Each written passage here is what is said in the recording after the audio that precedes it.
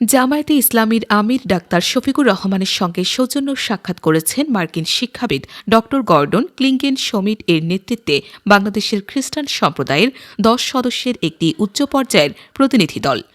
সাক্ষাৎকালে বাংলাদেশের ধর্মীয় সম্প্রীতি, সংখ্যালঘুদের অধিকার, পারস্পরিক সহাবস্থান ও সামাজিক শান্তি বজায় রাখার বিভিন্ন দিক নিয়ে ইতিবাচক আলোচনা হয়।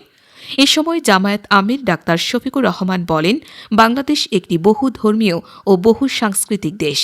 এদেশের সকল নাগরিকের ধর্মীয় স্বাধীনতা ও নিরাপত্তা নিশ্চিত করা রাষ্ট্রের দায়িত্ব। জামায়াতে ইসলামী সবসময় ধর্ম বর্ণ নির্বিশেষে মানুষের অধিকার, মর্যাদা ও ন্যায়বিচারের পক্ষে অবস্থান নিয়েছে। প্রতিনিধি দলের পক্ষ থেকে বাংলাদেশের খ্রিস্টান সম্প্রদায়ের বিভিন্ন সামাজিক ও ধর্মীয় বিষয় তুলে ধরা হয় এবং পারস্পরিক বোঝাপড়া ও সহযোগিতা আরও জোরদার করার প্রত্যাশা ব্যক্ত করা হয়।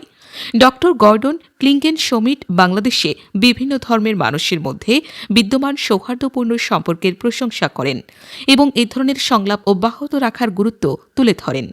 আমিরে জামায়াতের সঙ্গে উপস্থিত ছিলেন সংগঠনের সহকারী সেক্রেটারি জেনারেল এবং কেন্দ্রীয় প্রচার ও মিডিয়া বিভাগের প্রধান অ্যাডভোকেট এহসানুল মাহবুব জুবায়ের, বিশিষ্ট শিক্ষাবিদ ড জুবায়ের আহমেদ, বিশিষ্ট সাংস্কৃতিক ব্যক্তিত্ব অধ্যাপক সাইফুল্লাহ মানসুর।